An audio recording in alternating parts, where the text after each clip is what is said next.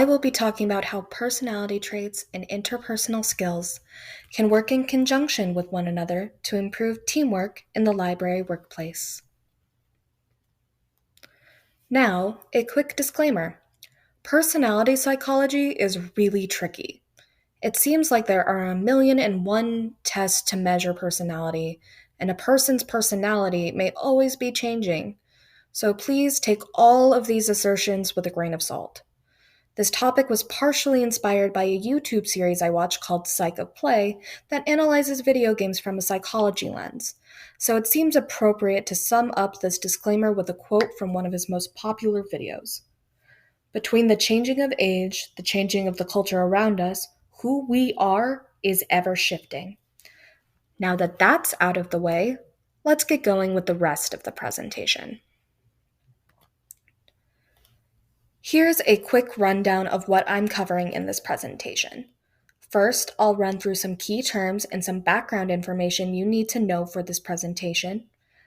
Then, I will introduce my thesis. From there, I'll be describing the potential relationships between 3 personality traits and 3 interpersonal skills that usually come up while working with a team.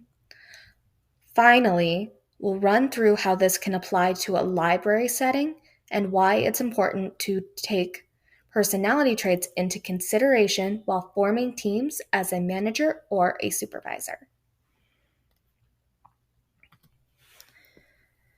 There are 2 main terms that will be the focus of this presentation. I'm pretty sure we've all heard of these before, so I'll be quick. Interpersonal skills are the skills needed to communicate, interact, and work well with other people, while traits are innate, slow-changing characteristics that are part of who a person is and why they do what they do. When a manager wants to put together a group to accomplish a specific task, then there's a chance a manager may not have had the opportunity to see their skills, but rather rely on their impressions of the person, in the case of new workers or unfamiliar departments.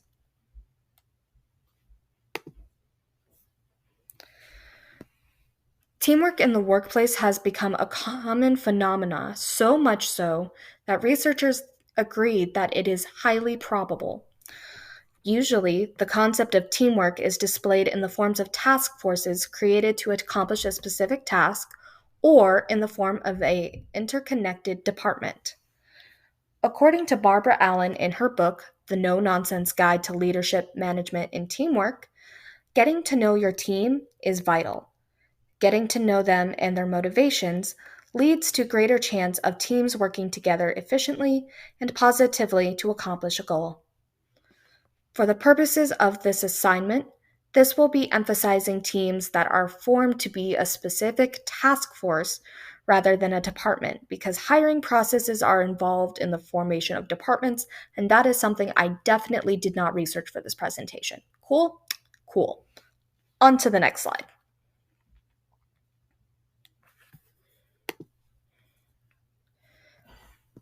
A majority of business and personality researchers agree that personality traits do affect interpersonal engagement and group performance.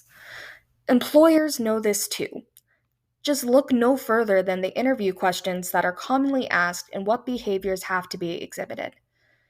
Even though research demonstrates indicators of these questions' popularity, just think back to your last job interview. How did you answer these questions? Because I am 100% positive that you had them. How would you deal with a workplace conflict, which relates to conflict management? What are your biggest strengths and weaknesses, which relates to self-awareness, an aspect of emotional intelligence, and even judging your nonverbal cues and body language, having to make eye contact, having open shoulders, and a friendly smile, as they help with immediately relating to unfamiliar people.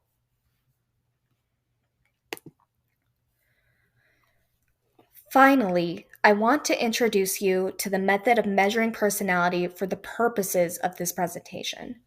The Big Five model is unique because instead of containing static, never-changing traits, it measures categories of traits on a spectrum. The big five traits spell out the acronym OCEAN: openness, how open you are to new ideas and the unfamiliar; conscientiousness, how deliberate and thoughtful you are; extroversion, how reserved or outgoing you are; agreeableness, how easy you are to get along with; and neuroticism, how prone you are to reacting to strong stimuli. Along with being on a spectrum instead of just a binary of being one concept or another, I chose this method because it easily is observable in workplace settings. So, quick spoiler: there is no perfect combination of big five personality traits and interpersonal skills, but there are ways to use interpersonal skills while using the big five personality traits as a framework that can assist in making teamwork easier. Based on the literature, the big five personality traits of neuroticism, agreeableness, and conscientiousness are able to influence the interpersonal skills of emotional intelligence, conflict management, and adapting to solve a problem to make teamwork easier for members of said team in specific contexts. By connecting these interpersonal skills with some of the big five personality traits, managers or supervisors can create a task force team for a project to ensure that there will be as little trouble as possible within the team dynamic.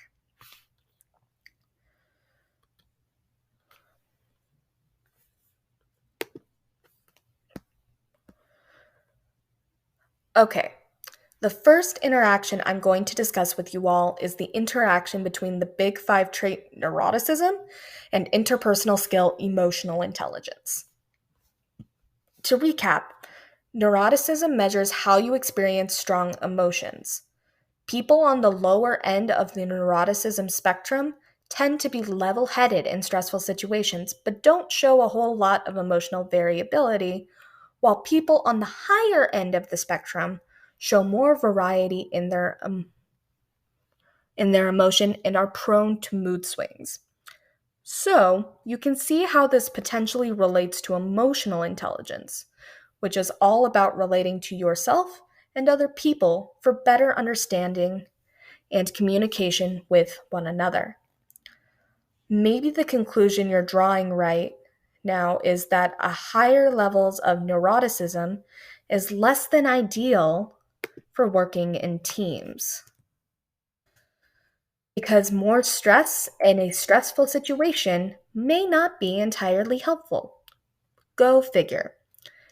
However, in a study done by Dr. Crystal I.C. Chien Far, research revealed that higher levels of neuroticism in stressful situations with higher amounts of managerial work demand actually help teams work more effectively with one another, while high levels of neuroticism in low stress situations made work less effective.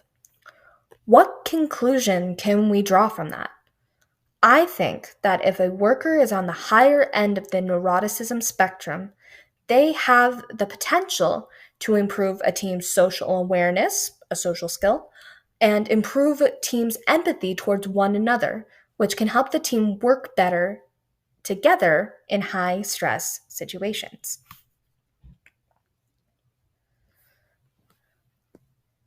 All right, the next interaction is conflict management and agreeableness.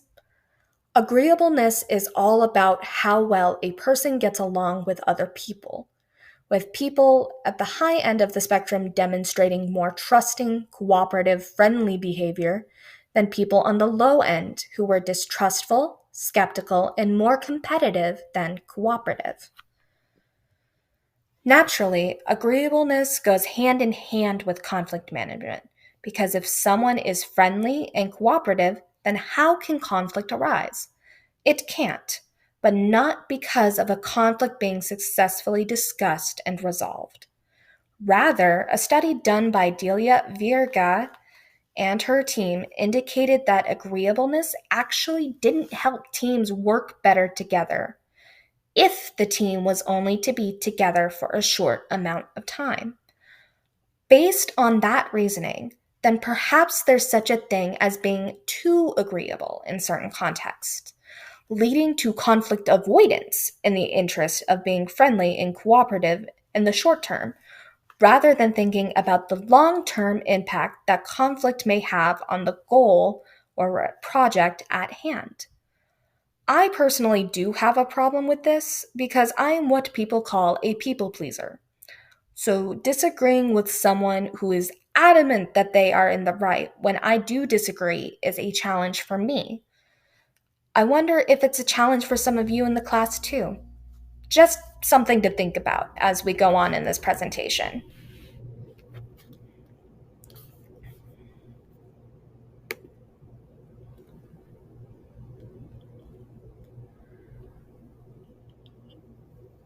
Finally, the last interpersonal skill is cooperative adaptation to solve a problem in conscientiousness.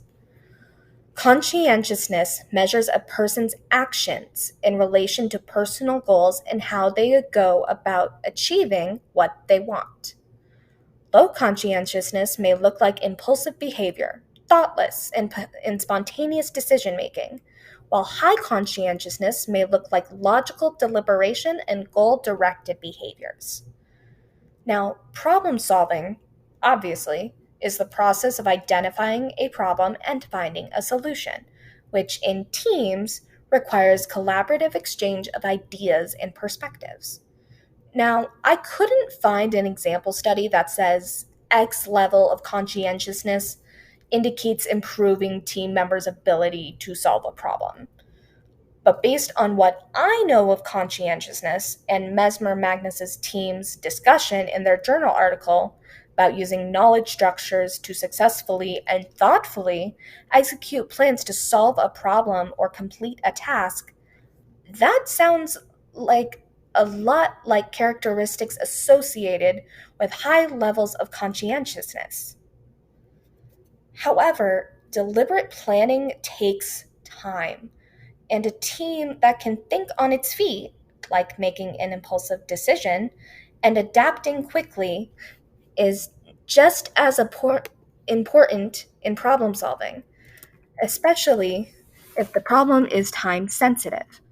Conscientiousness is not a trait that a team wants in extremes, but being able to make a quick decision and adapting with some thought behind it will make teamwork go more smoothly, since it's more likely to be a quick transition to adapt after changing a situation that fixing the problem may have caused in the first place.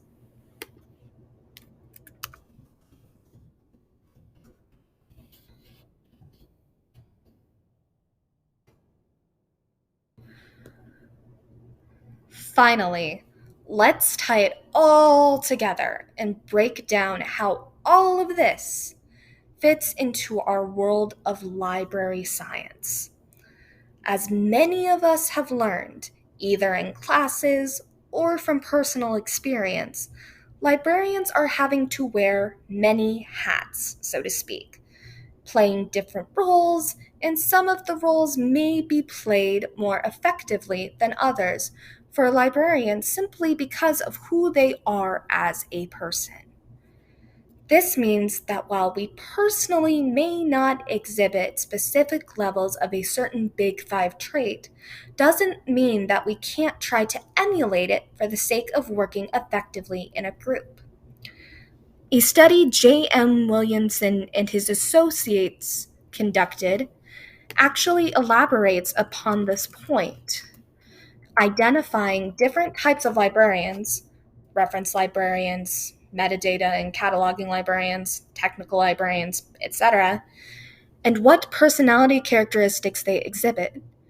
For example, they state metadata librarians actually demonstrated lower levels of extroversion and higher levels of conscientiousness, which makes sense for librarians that may work less with colleagues and requires more deliberation before making any decisions about what metadata to include in a catalog entry. What would the metadata librarian have to do to adapt so that he can work effectively in a team dynamic? play up possible high extroversion characteristics of outgoing behavior, dialing back on the conscientiousness to make a quick judgment on a decision that had to be made right that second? Maybe. A lot of personality judgments are full of maybes, but that's because people in contexts and job situations are also full of maybes. And supervisors should have the sense to account for that. Based upon these findings, it is up to library managers to take into account the specialties of librarians in creating task force and their personalities in order to promote interpersonal skills and the effectiveness of the team in regards to working together. And perhaps this can also apply to personal growth for librarians everywhere.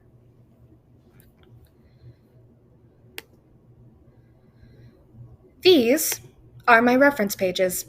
If you want to know more about the Big Five traits, please shoot me an email at my school email, kgrogan at stkate.edu.